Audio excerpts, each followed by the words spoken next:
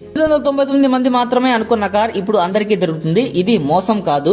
Mahindra B6 Batman edition ఈ electric SUV ప్రత్యేకంగా Batman edition గా లాంచ్ అయ్యింది.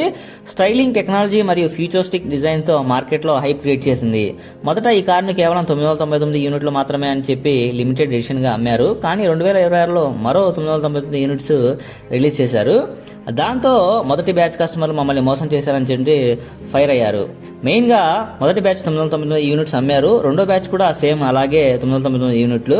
EV range 500, premium plus interior advance tech చాలా అద్భుతంగా ఇచ్చారు. దీంట్లో కొన్ని సమస్యలు కూడా ఉన్నాయి, సాఫ్ట్వేర్ గ్లిచ్ లాంటివి. ఇంతటి నిరసన తర్వాత మహీంద్రా ఒక షాకింగ్ నిర్ణయం తీసుకుంది. మొదటి బ్యాచ్ కస్టమర్లకు బైబ్యాక్ ఆఫర్ ఇచ్చింది. కస్టమర్లు తమ కార్ ని కంపెనీకి తిరిగి అమ్ముకునే అవకాశం లేదా కొత్త అప్డేట్ వర్షన్ కోసం వెయిట్ చేసే ఛాన్స్ కూడా ఉంది.